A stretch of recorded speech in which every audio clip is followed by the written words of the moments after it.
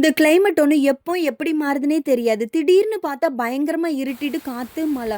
நான் கூட நெனச்சுட்டேன் இந்த மரம்லாம் அசைறத பார்த்துட்டு, அதுவும் இந்த காத்து சவுண்டெல்லாம் கேட்டுட்டு, புயல் தான் வரப்போதுன்னு நெனச்சேன். ஆனா கொஞ்ச நேரத்தில அவ்ளோ பெருமழைய கொட்டி தீர்த்துட்டு அப்படியே சைலண்ட் ஆயிட்டு. இனி இதையே பார்த்துட்டு இருந்தா காலையில வேல ஒண்ணும் நடக்காதுன்னு சொல்லிட்டு இட்லி அவிச்சுட்டேன். இது வந்து கடையில இருந்து தான் பாக்கெட் மாவு வாங்கிட்டு வந்திருந்தாங்க. நான் கூட எப்படி இருக்குமோன்னு நெனச்சேன். ஆனா நல்லா இருந்துச்சு. நல்லா சாஃப்ட்டா நல்லா புசு புசுன்னு இட்லி இருந்து. இதுக்கு வந்து சாம்பார் வச்சுக்கலான்னு சொல்லிட்டு காய் வந்து எங்க ஆளு கட் பண்ணி தந்துட்டாங்க. அதனால ஈஸியா வேல முடிஞ்சுட்டு, சாம்பார் வந்து லஞ்சுக்குமே சேர்த்தே வச்சுக்கிட்டேன். ஒரு முட்டை கூட்டு மட்டும் வச்சா போதும். லஞ்சுக்கு வந்து எல்லாமே முடிஞ்சிரும்ன்னு சொல்லிட்டு, காலையில வந்து இட்லி, சாம்பார் ரொம்பவே நல்லாருந்துச்சு. அதுவும் கிளைமேட் வந்து செமையா இருந்துச்சா, இந்த குளிருக்கு இட்லியும் இதுவும் சாப்பிட நல்லாயிருக்கும். கேசரி மிஸ்ஸிங். சரி இருந்துட்டு போட்டுன்னு சொல்லிட்டு, அப்படியே வந்து முட்டைய வந்து அவிச்சு ஹாஃபா கட் பண்ணி வச்சுட்டு, முட்டை கூட்டு வந்து நல்லா காரமா ரெடி பண்ணி, அப்படியே அதுக்கு மேல ஸ்ப்ரெட் பண்ணி விட்டுக்கிட்டேன். லஞ்சும் முடிஞ்சு. ஆனா அந்த காடை முட்டைன்னு ஒண்ணு அவிச்சேன். அத எப்போ எப்படி சாப்பிட்டாங்கன்னு தெரியல. லஞ்சுக்கு ஒண்ணு கூட இல்ல.